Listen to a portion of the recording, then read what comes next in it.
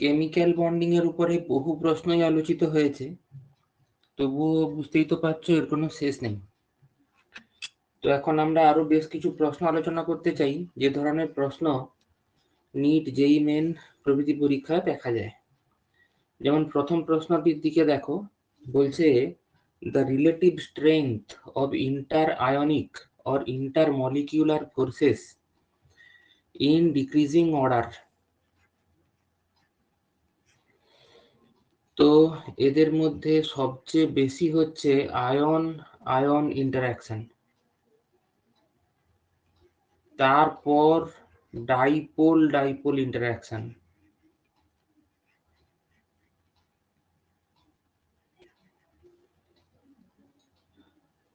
তারপরে ion dipole এবং শেষে ডাইপোল ডাইপোল।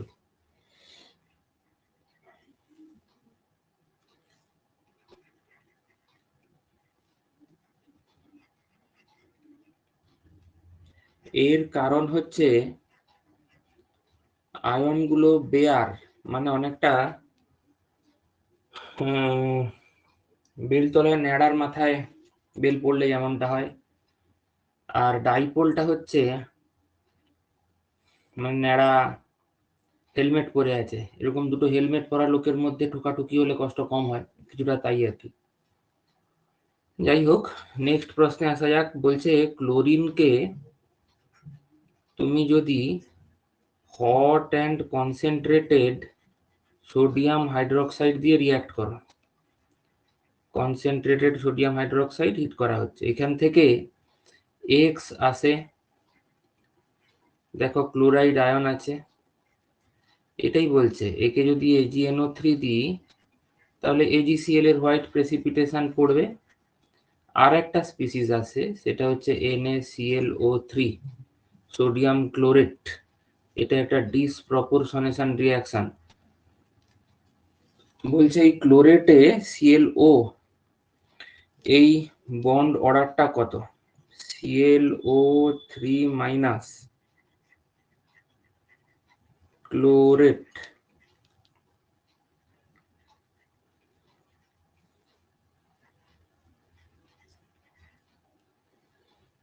ClO3 মাইনাস 1 2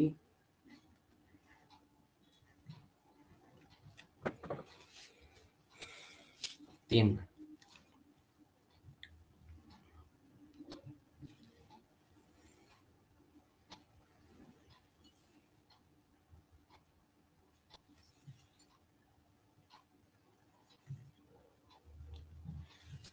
এবার এর রেজোনেটিং স্ট্রাকচার গুলোকে এঁকে ফেলা যাক।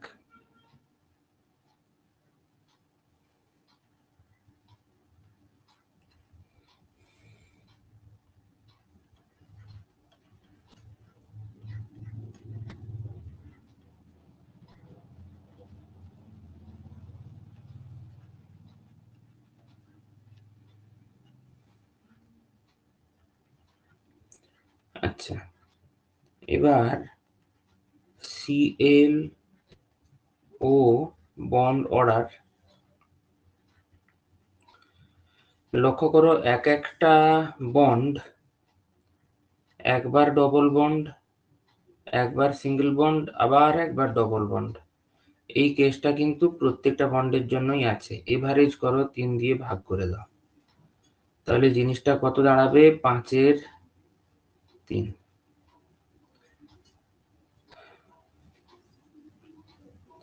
নেক্সট প্রবলেমে আসা যাক। The element that shows greater ability to form pi multiple bond, এখানে অ্যান্সার হচ্ছে অপশন এ কার্বন। এবং কেন এমনটা হয়? ক্যাটিনেশন প্রপার্টি কে সবচেয়ে ভালো দেখাতে পারে?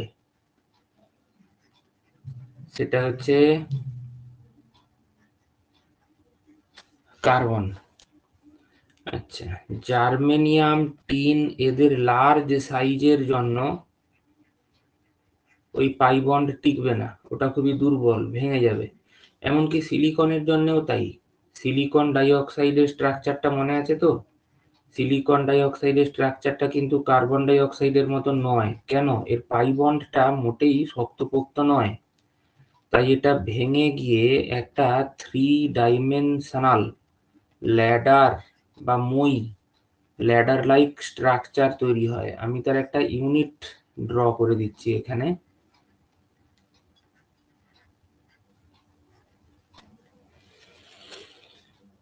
এইটি।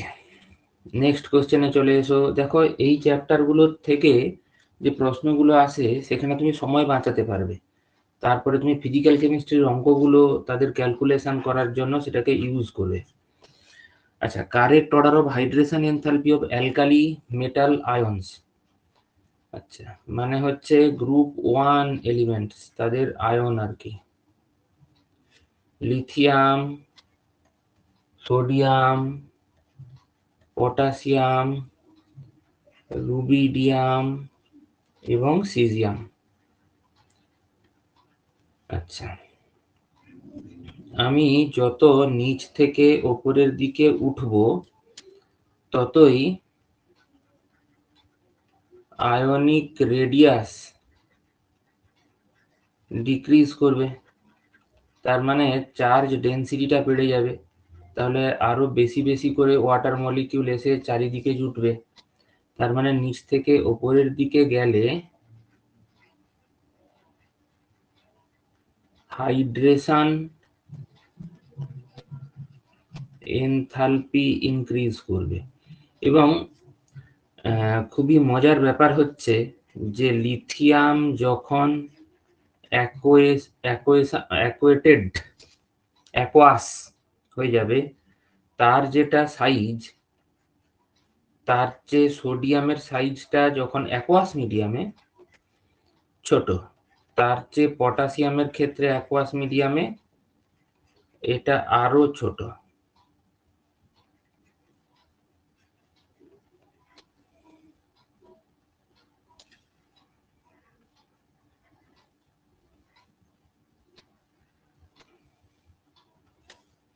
যা আছে থাকুক। আচ্ছা, রুবিডিয়াম তার তো চার্জ ডেন্সিটি আরো কম, সে আরো ছোট। আর সিজিয়াম সবার চেয়েই ছোট হয়ে যাবে কখন? অ্যাকোয়াস মিডিয়ামে। হ্যাঁ, তাহলে আমি যদি ডান থেকে বাম দিকে বাড়ি তাহলে সাইজ ব্যাপারটা কিন্তু এক্ষেত্রে বেড়ে যাবে। মানে আমি এই প্রশ্নটার নয়, এই প্রসঙ্গে অন্য প্রশ্ন আছে সেটাও ডিসকাস করে দিচ্ছি।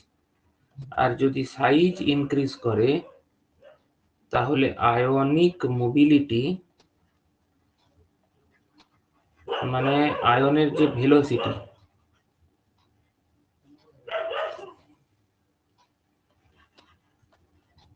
ডিক্রিজ করবে। অর্থাৎ অ্যাকোয়াস মিডিয়ামে সবচেয়ে ধীরে চলবে Li+ এবং সবচেয়ে স্পিডে চলবে সিজিয়াম+, কারণ Li+ এর হাইড্রেশন হয়ে বিশাল বড় একটা বাল্কি স্পিসিস সেখানে তৈরি হয়ে যাবে।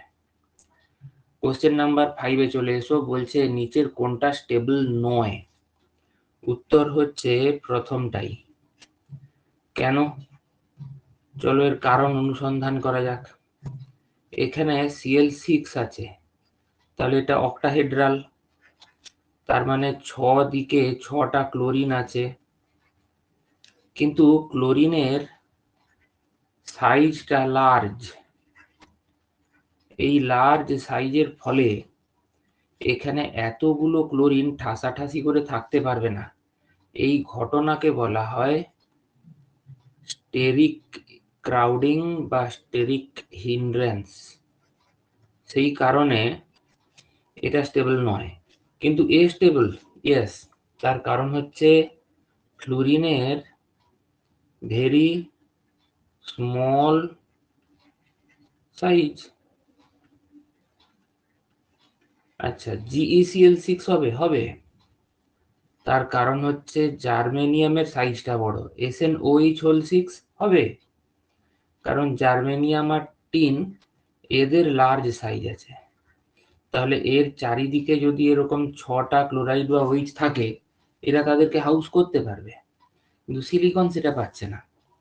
অর্থাৎ SiF6 2- হবে, কিন্তু SiCl6 2- বা এসআই I6 2 মাইনাস হওয়া সম্ভব নয় due to steric reasons. Next প্রবলেমে চলে আসা যাক। বলছে নিচের কোনটায় অনলি পাই বন্ড থাকে according to MOT molecular orbital theory, এটার অ্যান্সার হবে C2। এবার সেটা কেন দেখো, প্রত্যেকটাই বলা যাক। বেরিলিয়ামের মোট 4টে ইলেকট্রন আছে, তো এটাকে যদি আমি সাজাই তাহলে sigma 1s2 sigma 1s antibonding 2 হবে। তাহলে এখানে বন্ড অর্ডার কত পাবো, 2 minus 2/2 equals 0। আচ্ছা, O2-র ক্ষেত্রে 8 আর 8 মোট 16টা ইলেকট্রন হয়। কিভাবে থাকে, sigma 1s2 sigma 1s star 2 sigma 2s2 sigma 2s star 2। যারা মলিকুলার অরবিটাল থিওরি ভালো বুঝতে পারছে না, তারা কিন্তু এর আগে কেমিক্যাল বন্ডিং এ প্রায় 70-80 খানা ভিডিও পাঠিয়েছি, তার শেষের দিকে আছে, দেখে নিন। আচ্ছা, একটা বলেছিলাম ওই ভিডিওতে প্রথমে পাই পরে পাই, তাহলে এখানে প্রথমে আসবে সিগমা 2p2, তারপরে হবে পাই, ধরো এটা যদি জেড হয় তাহলে এক্স এ দুটো, ওয়াই তে দুটো, মোট কটা হলো 14টা, 2 2 4 2 6 2 8 2 10 2 12 2 14। ওকে, তারপরে পাই অ্যান্টি বন্ডিং এ একটা, আর পাই 2px এ আর পাই 2py অ্যান্টি বন্ডিং এ আর একটা। ওকে, তাহলে এর বন্ড অর্ডার কত হবে, total number of electrons in bonding MO কটা, 2 2 4 2 6 2 8 2 10। আচ্ছা, অ্যান্টি বন্ডিং এ কটা, 2 2 4 2 6 বাই 2 কত হবে, 4/2 2 হবে। কিন্তু এখানে শুধু যে পাই বন্ড তা নয়, কেন দেখো, এরা দুজন ক্যান্সেল আউট হচ্ছে, এরা দুজন ক্যান্সেল আউট হচ্ছে, এখানে এই যে মানে এই জায়গাটাতে যে ক্যান্সেলেশনটা, এখানে পাইয়ের দুটো রয়েছে, ভালো করে লক্ষ্য করো, এখানে যে কোনো একটা পাই ক্যান্সেল আউট হলো, তাহলে পড়ে থাকলোটা কি, একটা সিগমা আর একটা পাই না। অর্থাৎ আমি কি বলতে চাই যে অক্সিজেনের এই কেসটা কি, এখানে কি আছে, একটা সিগমা আর একটা পাই, কিন্তু প্রশ্ন জানতে কি চেয়েছে, অনলি পাই। তাহলে এটাও আমার প্রশ্নের উত্তর নয়, এটাও নয়, নাইট্রোজেনও নয়। কেন, নাইট্রোজেনে সাথে 14টা ইলেকট্রন থাকে। ওকে, সেটা কিরকম ভাবে থাকে, sigma 1s2 sigma 1s antibonding 2 sigma 2s2 sigma 2s antibonding 2 হলো। এই জায়গাটাতে তো একটু অন্যরকম হয়, তোমরা জানো পাই 2px2 পাই 2py2, তারপরে সিগমা 2pz2। দেখো 14টা হয়েছে, 2 2 4 2 6 2 8 2 10 2 12 2 14। ওকে, তাহলে বন্ড অর্ডার কত হবে, বন্ডিং এর মধ্যে কটা আছে, 2 2 4 2 6 2 8 2 10। ওকে, অ্যান্টি বন্ডিং এ কটা আছে দেখো, 2 2 4 ডিভাইডেড বাই 2 ইকুয়ালস 3। কিন্তু এর সবগুলো পাই বন্ড নয়, কেন, এখানে দেখো sigma sigma antibonding cancelled out, sigma sigma antibonding cancelled out. Okay, তাহলে এখানে পড়ে থাকছে একটা সিগমা আর দুটো পাই। অর্থাৎ নাইট্রোজেনের বন্ডিং তো তুমি জানো এই রকম দেখতে হয়, এখানে কি থাকে, একটা সিগমা আর দুটো পাই বন্ড থাকে। কার্বনের ক্ষেত্রে 6 আর 6 মোট 12টা ইলেকট্রন। ওকে, এর কিরকম সাজানোটা হবে, ডায়াগ্রামে sigma 1s sigma 1s star 2 sigma 2s sigma 2s star 2। আচ্ছা, পাই 2p পাই 2py, মোট 12টা হচ্ছে, দেখো 2 2 4 2 6 2 8 9 10 11 12। ওকে, তাহলে এখানে বন্ড অর্ডারটা কত হবে?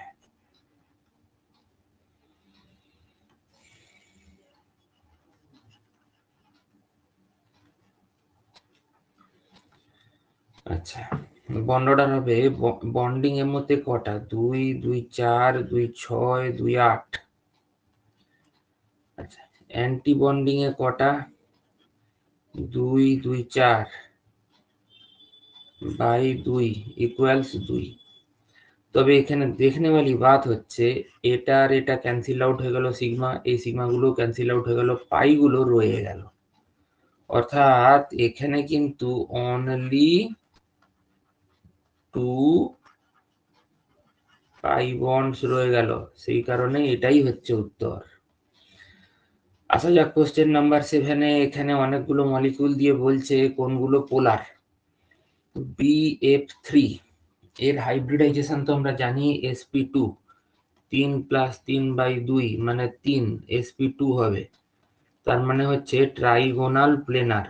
ফ্লুরিনের ইলেকট্রোনেগেটিভিটি বেশি, তাহলে মোমেন্ট এই দিকে থাকবে। এবার নিচের দুটো মিলিয়ে রেজাল্ট্যান্ট যা হবে উপরের সঙ্গে সমান হয়ে যাবে, সেটা ক্যান্সেল আউট হয়ে যাবে, তাহলে এটা নন পোলার।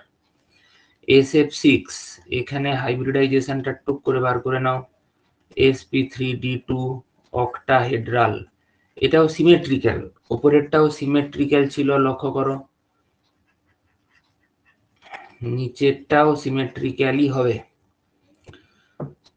এস তার 6 দিকে 6টা এফ এবং একটা আর একটার মোমেন্টকে ক্যান্সেল আউট করবে। ওকে,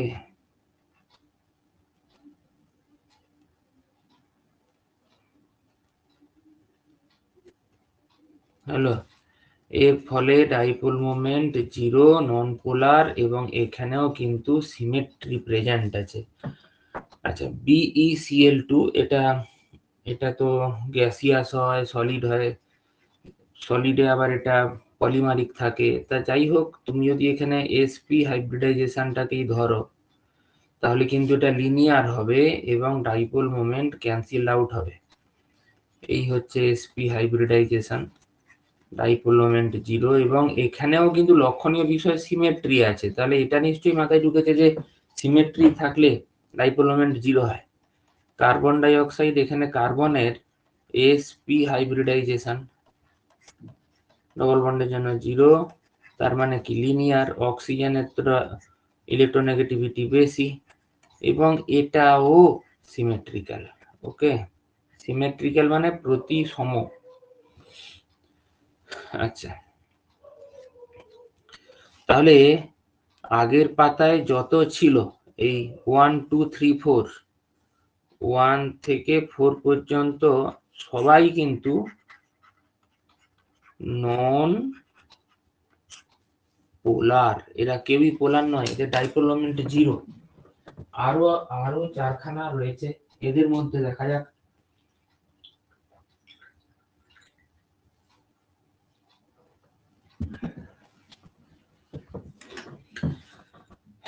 যেমন ধরো POCl3, উপরে PO। আচ্ছা, এখানে লক্ষ্য করো, এখানে এক রকমের মোমেন্ট, কিন্তু PCl বন্ডের মোমেন্ট তো আলাদা। তাহলে এখানে একটা রেজাল্ট্যান্ট তুমি পাবে গ্রেটার দেন 0, তার মানে এ কিন্তু পোলার, এটা ডাইপোল মোমেন্ট তুমি পেয়ে যাবে। ফসফরাস অক্সিক্লোরাইড CH3Cl, অবশ্যই তুমি এখানেও ডাইপোল মোমেন্ট পাবে। এই প্রবলেমটা আমি তোমাদেরকে করিয়েও ছিলাম যে এই এদের দুজনের মধ্যে কে CH3Cl আর CHCl3 মধ্যে কে বেশি পোলার। ওখানে মিউচুয়াল ইন্ডাকশনের কথা বলেছিলাম, সেটা নিশ্চয়ই মনে আছে তোমাদের। তোমরা তো খুব ভালো ছাত্র, মন দিয়ে পড়াশোনা করো। আচ্ছা, এবারে ক্লোরোফর্ম, ইয়েস, এক্ষেত্রেও ডাইপোল মোমেন্ট থাকবে, অর্থাৎ এ পোলার। আমি এইটা বলতে চাইছিলাম যে এই এক একটা সিসিএল বন্ড এক একটা টাইনি ডাইপোল হিসেবে কাজ করে। এ পাশের জনের ওপরে, মানে এমনিতে তো এখানে ডেল মাইনাস আছে না, এটা ইলেকট্রোনেগেটিভিটি বেশি, এ পাশের জনের ওপরে প্লাস চার্জকে ইনডিউস করার চেষ্টা করে, এর ফলে ডাইপোল মোমেন্ট কমে যায়। যাই হোক, সেটা এই প্রসঙ্গের আলোচনা নয়। তবে এই উদাহরণগুলোর মধ্যে আমার সবচেয়ে ভালো লেগেছে XCF6 এখন যেটা করতে চলেছি। তার কারণ হচ্ছে XCF6 এর তোমরা জানো যে ডিস্টর্টেড অক্টাহেড্রন স্ট্রাকচার আছে, ফ্লাক্সিওনাল স্ট্রাকচার আছে, এবং এটা আমি ডিটেল ডিসকাস করেছি। তো এখানে অ্যাকচুয়ালি sp3d হাইব্রিডাইজেশন হয়, আর একটা আনহাইব্রিড ডি অরবিটাল থাকে, sp3d3 কিন্তু নয়। তো এখানে এই পর্যন্ত যদি কেউ দেখে তার কিন্তু মনে হবে এখানে সিমেট্রি প্রেজেন্ট আছে, এবং সে হয়তো বলেও দেবে যে এটা একটা মানে নন পোলার মলিকিউল। ইনফ্যাক্ট সেটা কিন্তু সত্যি কথা নয়, তার কারণ এখানে একটা লোন পেয়ার এভাবে এক্সপোজড থাকে। এই লোন পেয়ারটা হচ্ছে আনহাইব্রিড ডি অরবিটাল। ওকে, আনহাইব্রিড ডি অরবিটাল, এবং এর ফলে একটা ডিস্টরশন আসে, ডিস্টর্টেড অক্টাহেড্রন। এই যে ডিস্টরশনটা এলো, মানে আদর্শ একেবারে অক্টাহেড্রন নয়। তো এর ফলে কি হলো, সিমেট্রি লস্ট হয়ে গেল, এবং তার ফলে ডাইপোল মোমেন্ট তুমি দেখতে পাবে এই একটা পোলার মলিকিউল। ওকে, আচ্ছা, তো তারপরে চলে এসো NH3। হ্যাঁ, NH3 ও পোলার, তার কারণ এর একটা লোন পেয়ার থাকে, sp3 হাইব্রিডাইজেশন হয়, টেট্রাহেড্রাল স্ট্রাকচার হয়। আসলে টিডি হলেও বন্ড পেয়ার তিনটে আর লোন পেয়ার যেহেতু একটা, এটা দেখতে পিরামিডের মতো হয়, তাই এর মোমেন্টটা উপরের দিকে থাকে। হাইড্রোজেন আর নাইট্রোজেনের মধ্যে তো নাইট্রোজেনের ইলেকট্রোনেগেটিভিটি বেশি, আর লোন পেয়ারের তো আছেই, তাহলে এও কিন্তু নন জিরো ডাইপোল মোমেন্ট, তার মানে হচ্ছে এটা পোলার। SO2, আচ্ছা, SO2 স্ট্রাকচারটাও তোমাদের নিশ্চয়ই মনে আছে যে এটা বেন্ট, এবং এরও কিন্তু একটা নেট ডাইপোল মোমেন্ট তুমি পাবে, তার কারণ এই অক্সিজেনের দুটো ডাইপোল মোমেন্ট তো লোন পেয়ারটা দিয়ে ক্যান্সেল আউট হবে না, অতএব এও কিন্তু পোলার। ওকে, আসা যাক H2SE তে। আচ্ছা, এখানেও sp3 হাইব্রিডাইজেশন তুমি দেখতে পাবে, তবে এখানেও কিন্তু মোমেন্ট গুলো ব্যালেন্সড হবে না, সুতরাং আনব্যালেন্সড ডাইপোল মোমেন্ট পোলার মলিকিউল তৈরি করবে। NO2 স্ট্রাকচারটা দেখো, প্রত্যেকটা স্ট্রাকচার তো আমি এখন ডিসকাস করা সম্ভব নয়, অতএব তোমাকে একটু মনে তো রাখতেই হবে না। আচ্ছা, এর স্ট্রাকচারটা নিশ্চয়ই তোমার মনে আছে যে এখানে একটা অড ইলেকট্রন থাকে, এই জন্য এর ডাইমারাইজেশন হয়, হয়ে N2O4 হয়। ওকে, তো এখানেও কিন্তু এটা আনব্যালেন্সড, এর ডাইপোল মোমেন্ট আছে, অর্থাৎ এরও কিন্তু ডাইপোল মোমেন্ট নন জিরো। ওকে, এটা একটা তোমাদের মনে আছে নিশ্চয়ই, অড ইলেকট্রন মলিকিউল, সেই কারণে এই ডাইমারাইজেশন করে। O3 এর স্ট্রাকচারটাও পড়ানো হয়েছে, এরও কিন্তু দেখো ডাইপোল বন্ড মোমেন্ট গুলো ক্যান্সেল আউট হবে না, কারণ লোন পেয়ার রয়েছে, তাহলে এরও কিন্তু নেট ডাইপোল মোমেন্ট হচ্ছে নন জিরো, অর্থাৎ এও কিন্তু পোলার। BrF5 ইন্টারহ্যালোজেন, এটা স্ট্রাকচার নিশ্চয়ই তোমার মনে আছে, sp3d2 হাইব্রিডাইজেশন, অক্টাহেড্রাল, এর বন্ড পেয়ার হচ্ছে 5টা আর লোন পেয়ার হচ্ছে 1টা। তাহলে এখানে অ্যাকচুয়ালি একটা স্কোয়ার পিরামিডাল স্ট্রাকচার আসবে।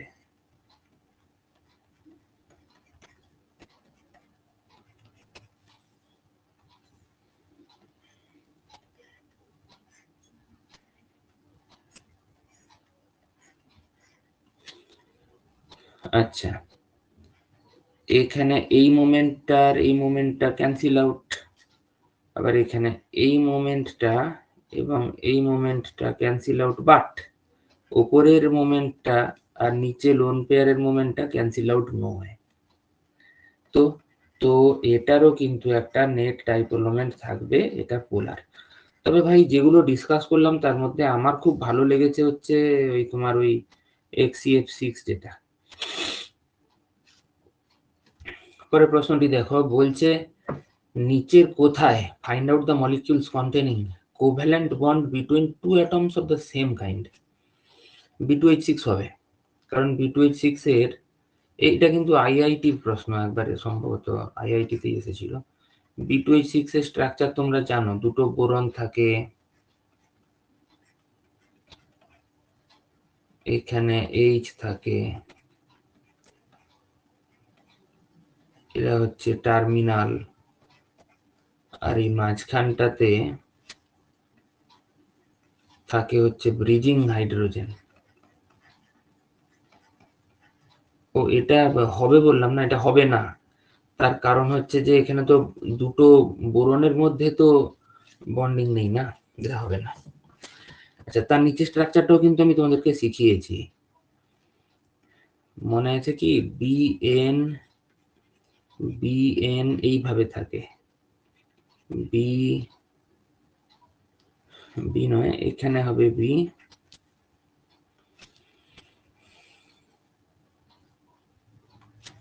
এখানে হচ্ছে এন। ওকে, বোরনের ভ্যাকেন্ট অরবিটালে নাইট্রোজেন তার ইলেকট্রন ভরে দেয়, আর 6টা হাইড্রোজেন কিভাবে থাকে, 1 2 3 4 5 6, এই 6 দিকে 6টা হাইড্রোজেন থাকে। হলো, তাহলে এটাও আমার প্রশ্নের উত্তর নয়, কারণ এখানে বিবি বা এনএন বন্ড থাকে না, কিন্তু N2O হবে। এখন N2 এর বন্ডিংটা লক্ষ্য করো, N2O এ তো এইভাবে থাকে, তাহলে এই জায়গাটাতে তো নাইট্রোজেন নাইট্রোজেন বন্ড আছে, তাহলে এটা হবে N2O4, এটাও হবে, তার কারণ দুটো নাইট্রোজেন এভাবে থাকে, মানে NO2 তো অড ইলেকট্রন মলিকিউল, তো সে ডাইমারাইজ করে, এই জায়গাটাতে দেখো NN বন্ড আছে। হলো, নেক্সটে চলে এসো, H2S2O8 পার ডাইসালফিউরিক অ্যাসিডের স্ট্রাকচার তো তোমাদের রেডক্স পড়ানোর সময় আমি পড়িয়েছি, আবার করে দিচ্ছি, তো করতেই হবে। তো এখানেও লক্ষ্য করো, তুমি খুঁজে পাচ্ছ ও ও হবে, এবার H2S2O3 S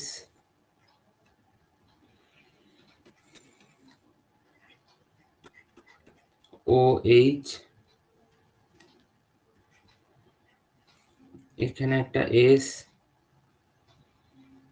আর এখানে একটা O,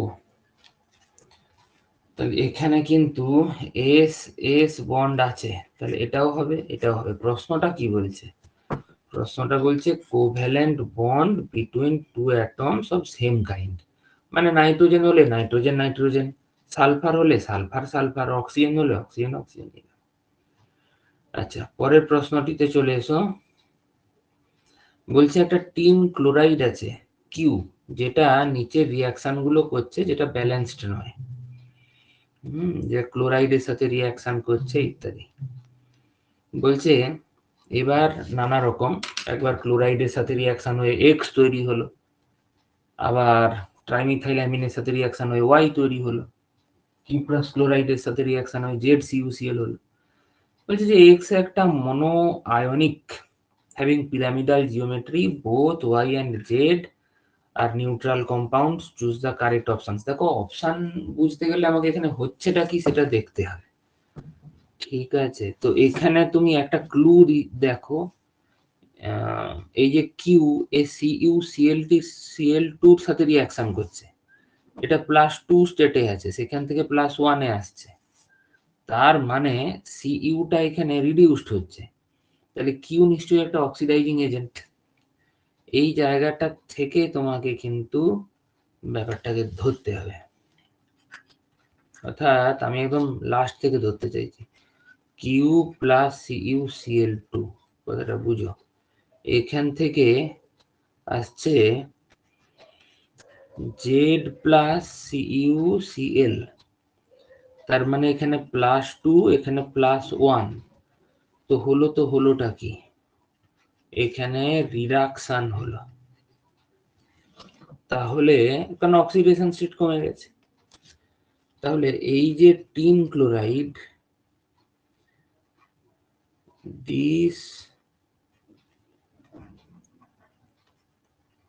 টিন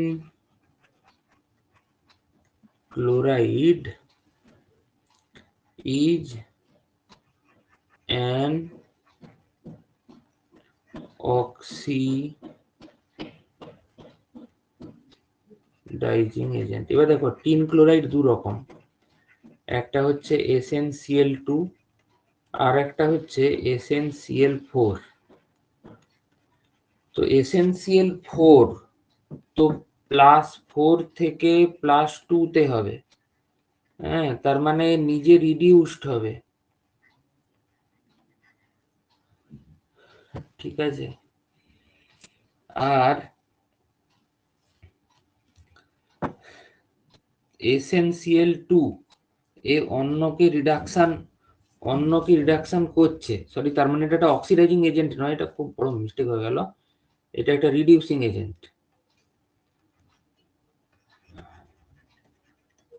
অন্যকে রিডিউস করছে, তাহলে এ নিজে নিশ্চয়ই অক্সিডাইজড হবে, তার মানে কি এখানে কি হবে, +2 থেকে +4 হবে, তাহলে এই কিউটা অবশ্যই SnCl4 নয়, তার কারণ একজন যদি রিডাকশন হয় তাহলে অপরজনের কিন্তু অক্সিডেশন হতেই হবে, তো অক্সিডেশনের স্কোপই থাকবে না যদি এটা আমি কিউটাকে SnCl4 ধরি, ওকে? তারপরে বলছে এই কিউ এর সাথে Cl- এর রিয়াকশন, তার মানে SnCl2 প্লাস Cl- থেকে SnCl3- এইটি বলতে চাই, ওকে? এবার SnCl3- এর স্ট্রাকচারটা কেমন হয় দেখা যাক তো। SnCl3- এখানে সেন্ট্রাল অ্যাটম হচ্ছে tin, carbon silicon germanium tin lead group 14, তাহলে এখানে 4, ক্লোরিন 3টা, একটা নেগেটিভ চার্জ বাই 2, তাহলে ভ্যালেন্সিয়াল ইলেকট্রন পেয়ার কটা হলো, 4টা, তার মানে হচ্ছে sp3TD, এর বন্ড পেয়ার কটা, 3টা, তাহলে লোন পেয়ার কটা হবে, একটা, অর্থাৎ একটা টেট্রাহেড্রনের একদিকে একটা লোন পেয়ার দিয়ে দাও আর 3 দিকে 3টে Cl দিয়ে দাও, এবার লোন পেয়ার বাদ দিয়ে বাকিটাকে ভাবার চেষ্টা করো, দেখো তুমি একটা পিরামিডাল শেপ পাবে, জাস্ট লাইক অ্যামোনিয়া এরকম। এবার এই যে কিউ, দ্যাট ইজ SnCl2, এটার স্ট্রাকচারটা কিরকম, টিন তো হচ্ছে 4, দুটো ক্লোরিন 2/2 মানে 3 sp2, এখানে বন্ড পেয়ার হচ্ছে 2, তাহলে লোন পেয়ার হবে কত, একটা, তাহলে এটা দেখতে কিরকম হবে, এখানে একটা লোন পেয়ার আর এদিকে দুটো Cl, এত দূর দেখে মনে হবে যে এ একটা লুইস বেস বটে, কিন্তু একটা লুইস অ্যাসিডও বটে। তার কারণ হচ্ছে carbon, silicon, germanium, tin, lead, তাই তো? কার্বনের কনফিগারেশন কত? 2s2 2p2, তারপরে 3 আসবে, তারপরে 4 আসবে, এখানে আসবে 5, 5s2 5p2। ওকে, এবার 5s আর 5pর ছবি এঁকে ফেলো। এইখানে sp2 হাইব্রিডাইজেশন হয়েছে। এবার এই জায়গাটাকে আরো ডিটেল বুঝো। এইটা লোন পেয়ার হিসেবে রয়েছে দিস ওয়ান, আর এই যে দুজন এরা সিগমা বন্ডে পার্টিসিপেট করেছে, এই সিগমা বন্ড গুলো। ওকে, তাহলে এইখানে তো একটা ভ্যাকেন্ট অরবিটাল রয়েছে যেখানে সে লোন পেয়ার নিতে পারে। তাহলে এ কিন্তু লুইস বেসও বটে, অর্থাৎ এ লুইস অ্যাসিড আর বেস দুটোই। এই ধরনের সাবস্টেন্সকে বলা হয় অ্যাম্ফোটেরিক। তো এখানে আমি কি বলতে চাইছি, এখানে আমি প্রশ্নটাকে নিয়ে ভাবতে চাইছি আর ওইভাবে, এই যে SnCl3 হলো, এইটা হচ্ছে X, ওকে, আর Me3n কিউবের সাথে রিঅ্যাকশন করে যে Y আসছে, ওই Yটাকে আমি ভালো করে চোখে দেখতে চাইছি।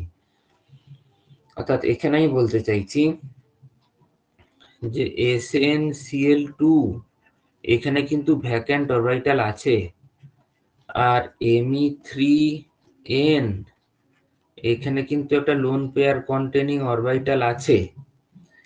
তো তাহলে এখানে একটা জিনিস অবধারিতভাবে সম্ভব, সেটা হচ্ছে একটা কোঅর্ডিনেট বন্ড তৈরি হবে, যেটাকে আমি বলতে পারি কিনা একটা লুইস অ্যাসিড বেস রিঅ্যাকশন। ওকে, এবারে তুমি অপশন দেখো, এটা অনেক বড়।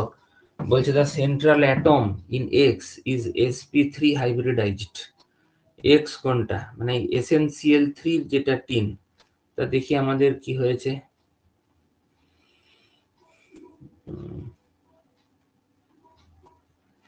এই দেখো, আমাদেরও sp3 হয়েছে, তাহলে এই অপশনটা তো কারেক্ট। ওকে, তারপরে বলছে there is a coordinate bond in Y তে একটা কোঅর্ডিনেট বন্ড আছে, তাই কি? দেখো এইটা হলো ওয়াই, দিস অ্যাডাক্ট ইজ ওয়াই, এগুলোকে অ্যাডাক্ট বলে, বাংলায় বলে জুতো যৌগ। তো এই যে বন্ডটি, এটি কি বন্ড? এটি একটি কোঅর্ডিনেট বন্ড। তাহলে আগের অপশনে আসা যাক। হ্যাঁ, কোঅর্ডিনেট বন্ড থাকে। বলছে the oxidation state of central atom in Z is +2। এই যে জেড বলছে এখানে নাকি +2 হবে। চলো তাই কি হবে দেখি। দেখো কিউ যদি SnCl2 হয়, একে যদি অক্সিডাইজড হতে হয়, তাহলে এখানে তো একে বললাম না অক্সিডেশন হতে হবে, SnCl4 মানে +4 হতে হবে। ওকে, যেটা এখানে বলছে +2, একেবারেই ফলস। এবার বলছে জেড এর 1 লোন পেয়ার অফ ইলেকট্রনস আছে, জেড হলো SnCl4। তো এবার তাকে নিয়ে একটু কাটাছাড়া করতেই হচ্ছে। জেড হচ্ছে SnCl4, তাহলে এখানে ইলেকট্রন পেয়ার কটা পাবো আমি? 4 + 4/2 ইকুয়ালস 4, মানে হচ্ছে sp3 হাইব্রিডাইজেশন, মানে হলো TD। এখানে বন্ড পেয়ার কটা? 4টা। আর তাহলে লোন পেয়ার কটা? 4 থেকে 4 গেলে পড়ে থাকে 0, মানে এখানে কিন্তু কোনো লোন পেয়ার নেই। টিনের চারিদিকে 4টে Cl আছে। ওকে, টেট্রাহেড্রাল স্ট্রাকচার। তো এই যে বলছে 1 লোন পেয়ার, এ মহা অন্যায়, এটা ঠিক নয়। এই প্রশ্নটিও IIT থেকেই নেওয়া, এবং এখানে তাহলে অ্যান্সার হচ্ছে দুটো, more than one correct type ছিল, এ এবং বি, এই দুজনেই হচ্ছে কারেক্ট।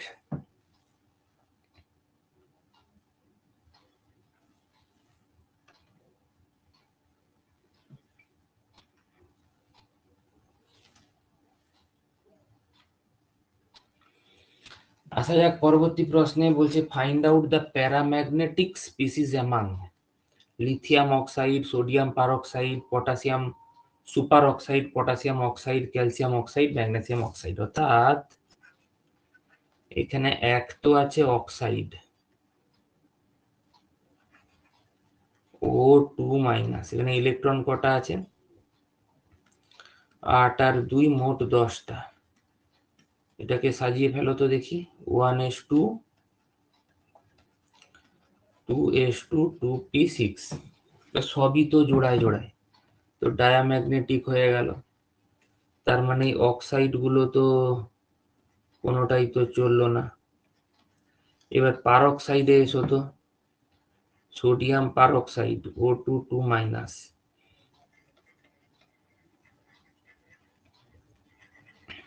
মোট ইলেকট্রনের সংখ্যা কটা? 8 8 16 আরো 2, মানে 18টা ইলেকট্রন। কিভাবে আছে? Sigma 1s2, sigma 1s antibonding 2, sigma 2s2, sigma antibonding 2s2, sigma 2pz2, sigma 2px2, sigma 2py2,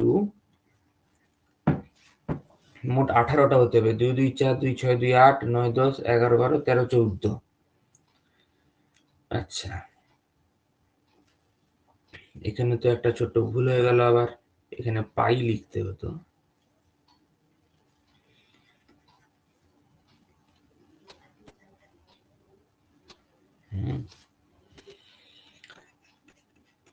পাই অ্যান্টিবন্ডিং 2px2, পাই অ্যান্টিবন্ডিং 2py2।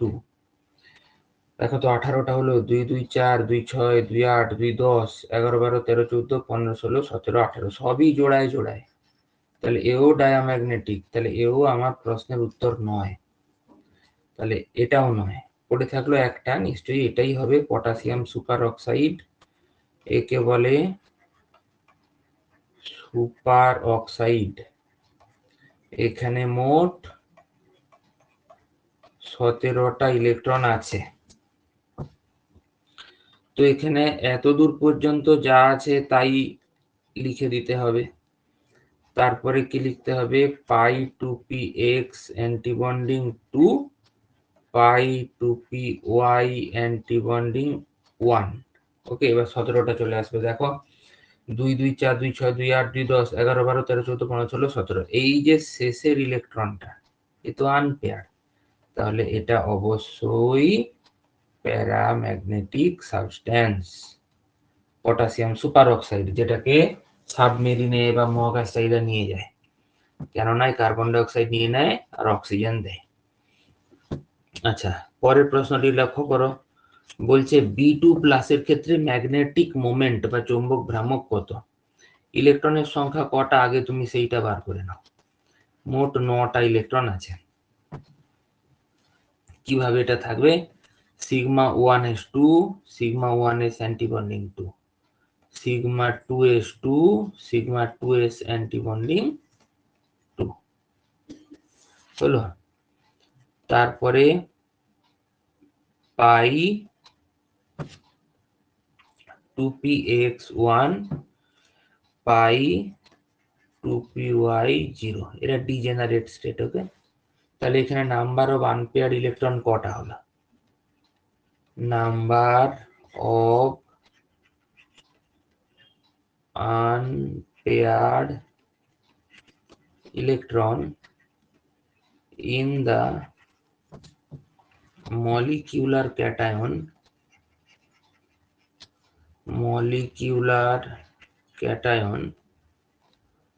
B2+, একটা। তাহলে ম্যাগনেটিক মোমেন্ট মিউ এর ফর্মুলা হচ্ছে √n*n+1 বোর ম্যাগনেটন, যেখানে এখানে এখানে n হচ্ছে 1, তাহলে √1 × 1 + n × n+2 হবে। Extremely sorry, n into n plus 1 নয়, n into n plus 2 Bohr magneton. ভুল হলো, মিস্টেক।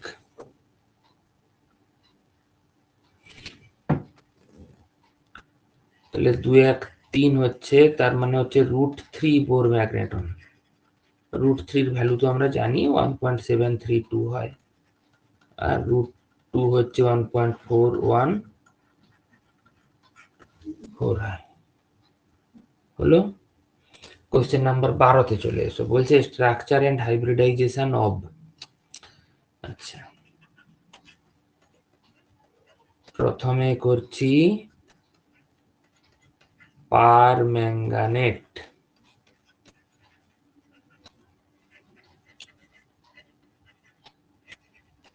এটা sp3 ম্যাঙ্গানিজের হয়, টিডি। আচ্ছা, এগুলো সবই ক্লাস 12 এর ডি এন্ড ব্লক, এ ব্লক এনসিআরটির বইতে আছে। হয়তো একটা নেই, TiCl4টা হয়তো নেই, বাকি সবই আছে। আচ্ছা, MnO4 2 মাইনাস, কিন্তু এ হচ্ছে ম্যাঙ্গানেট, এটাও sp3 টিডি। ওকে, পরের পেজে চলে আসো। Chromate CrO4 2 minus, same case, এটাও হচ্ছে sp3 টিডি। নামটা বলে রাখি, ক্রোমেট, ডাইক্রোমেট। হ্যাঁ, এটাও কিন্তু sp3 টিডি, ক্রোমিয়ামের।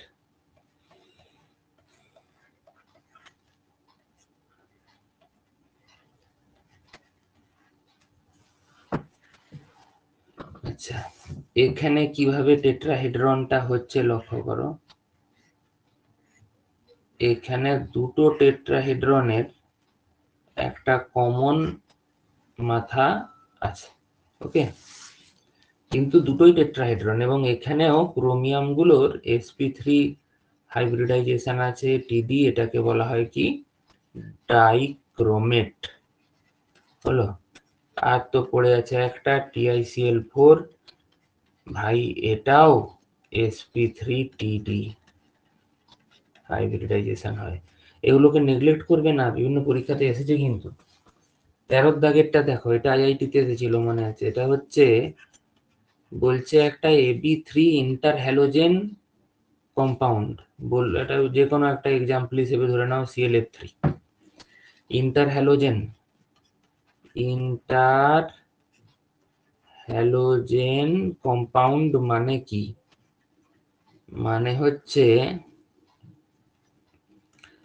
XYN, যেখানে n এর ভ্যালু 1357 এবং যেখানে ইলেকট্রোনেগেটিভিটি y এর বেশি, অর্থাৎ x is more electropositive the central atom। এটা কোথায় আছে? এটা ক্লাস 12 এর গ্রুপ 17 এ আছে। তো সেটা এখনো কেমিক্যাল বন্ডিং এ পড়ানো যায়, কোনো ব্যাপার নয়। তো এখানে হাইব্রিডাইজেশন কিরকম? 7 + 3/2 = 5 sp3d ট্রাইগোনাল বাইপিরামিডাল স্ট্রাকচার। তা হলো, বলছি the number of loan pairs. তো যেটি আলোচনা হচ্ছিল সেটাতে বন্ড পেয়ার কটা? বন্ড পেয়ার হচ্ছে 3টা, বন্ড পেয়ার 3টা। তাহলে লোন পেয়ার কটা হবে? 5 থেকে 3 গেলে 2। এরা ইকুয়েটোরিয়াল পজিশনে থাকবে। তাহলে এখানে একটা Cl, এখানে আর একটা Cl, এখানে একটা F, এখানে একটা F, এখানে একটা। দেখো অ্যাক্সিয়াল বন্ডগুলো একটু লম্বা, হ্যাঁ, এবং VSEPR এর কারণে এই বন্ডগুলো বেঁকেও গেছে। কেমন? কারণ VSEPR কি বলে, যে lone pair repulsion is greater than lone pair bond pair repulsion is greater than bond pair repulsion. তো অ্যাকচুয়ালি এটা দেখতে তাহলে কিরকম হয়ে গেল, যেন একটা টি, তার মাথাটাকে বাঁকানো হয়েছে। বেন্ট টি শেপ। তো সবই ঠিক আছে, তাহলে এখানে নাম্বার অফ লোন পেয়ার্স কটা ভাই বলে দাও, তাহলেই ঠিক আছে। নাম্বার অফ লোন পেয়ার্স কটা কটা, একটা দুটা, তাহলে অ্যান্সার হবে কি 2। চলো নেক্সট প্রবলেমে চলে আসো। SbCl5 এ কি পোলার না নন পোলার? তো ভাই তুমি এক কাজ করো, আগের হাইব্রিডাইজেশন বার করে ফেলো। 5 + 5/2 = 5 sp3 TbP। এর বন্ড পেয়ার হচ্ছে 5টা, আর লোন পেয়ার হচ্ছে 0।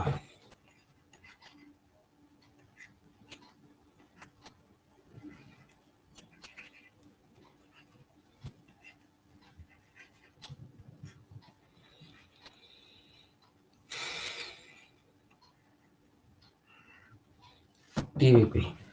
এখন দেখো এটার কিন্তু ডাইপোল মোমেন্ট 0, ডাইপোল মোমেন্ট 0, অর্থাৎ এ নন পোলার। কিন্তু তুমি বলবে যে কেন, এই তো দেখো কারণটা লক্ষ্য করো। দেখো উপরের মোমেন্ট আর নিচের মোমেন্ট ক্যান্সেল আউট হচ্ছে, আর এখানে কিন্তু বন্ড অ্যাঙ্গেল 120 ডিগ্রি। তোমরা নিশ্চয়ই ভেক্টর পড়েছ। এবার এদিকে যে মোমেন্ট আছে আর এখানে যে মোমেন্টটা আছে, তারা এই মোমেন্টটাকে ক্যান্সেল আউট করে দেবে, এবং তার ফলে আলটিমেটলি যা হওয়ার তাই হবে, সেটা হচ্ছে এ নন পোলার হয়ে যাবে, ডাইপোল মোমেন্ট 0 হয়ে যাবে। ওকে, আসা যাক নেক্সট কোশ্চেনে। এটা একটা স্টুডেন্ট জিজ্ঞাসা করেছিল, বলছে মিথেন টেট্রাহেড্রাল না হয়ে এটা স্কোয়ার প্ল্যানার হলে অসুবিধাটা কি ছিল? দেখো অসুবিধা বলতে এখানে তো sp3 হাইব্রিডাইজেশন হয়, কিন্তু স্কোয়ার প্ল্যানারের জন্য আমরা জানি যে dsp2 হাইব্রিডাইজেশন লাগে, কিন্তু কার্বনের কোনো ডি অরবিটাল নেই। তাছাড়া আর একটা কারণও আছে, সেটা হচ্ছে দেখো এখানে বন্ড অ্যাঙ্গেলটা কত, 109 ডিগ্রি 28 মিনিট, আর এখানে কত 90 ডিগ্রি। তাহলে এখানে তো বিপি রিপালশনটাও বেশি, তাই না? যেটা তো মোটেই স্টেবিলিটির লক্ষণ নয়।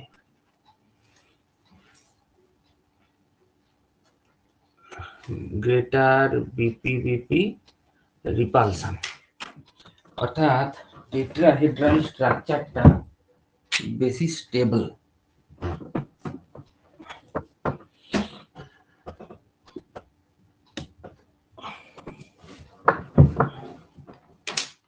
Please wait.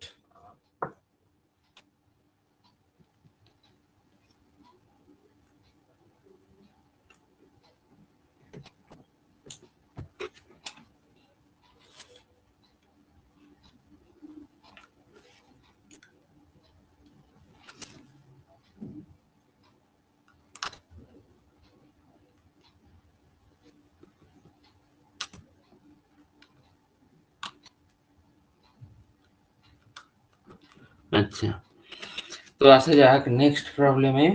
Question number 16।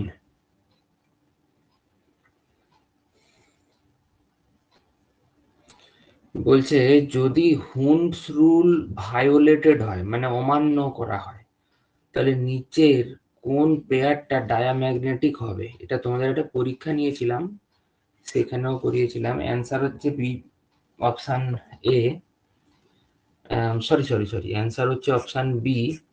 এবং কেন সেটা আমি তোমাদের এক্সপ্লেনেশন পাঠিয়েছিলাম, তবু অনেকের সমস্যা হচ্ছিল, তাই আবার একবার করে দেওয়া। দেখো অ্যান্সারটা মন দিয়ে লক্ষ্য করো।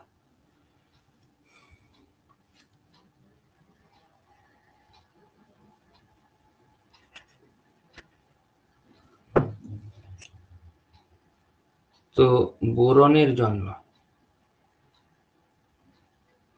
এনার্জির অ্যাক্সিস,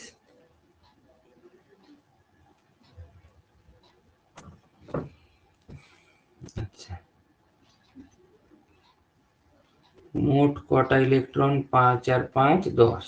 ওকে, sigma 1s2, sigma 1s antibonding 2, sigma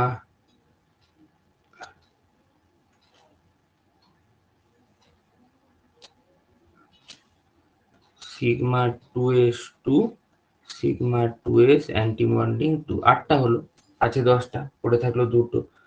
তো আমি এখানে খালি টুপিগুলোকে দেখাচ্ছি আর কি।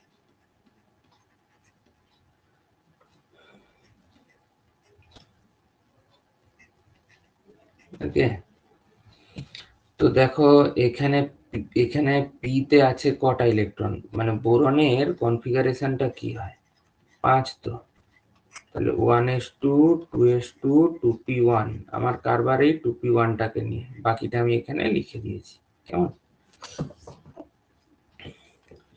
আচ্ছা, তো হুমস রুল কি বলে? বলে যে প্রথমে একটা একটা করে ইলেকট্রন ভর্তি হবে, তারপর পেয়ারিং হবে।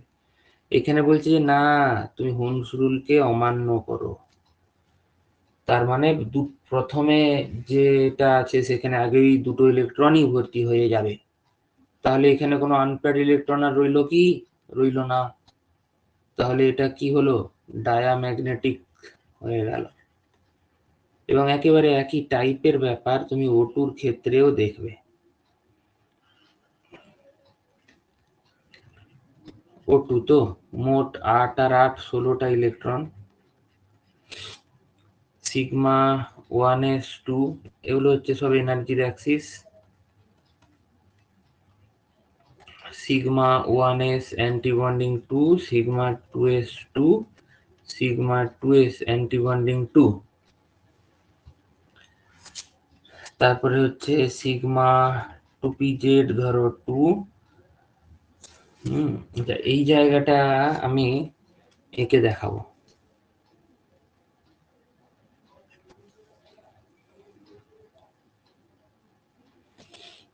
অক্সিজেনের কটা ইলেকট্রন থাকে? 8টা।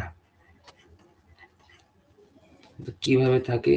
1s2 2s2 2p4, এই পি গুলোকে আমি আঁকতে চাইছি, দুটো অক্সিজেন অ্যাটমের পি আঁকো।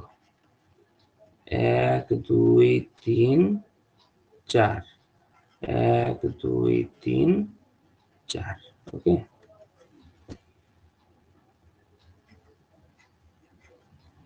তিনটা 6টা। তো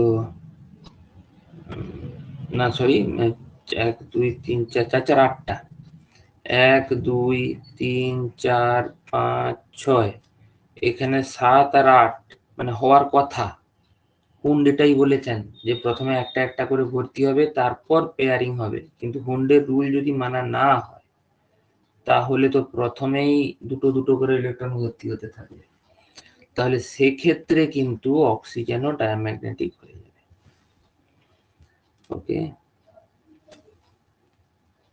আশা করি সবার বোঝা গেছে, মন দিয়ে পড়বে এবং কপি করবে। Thank you very much.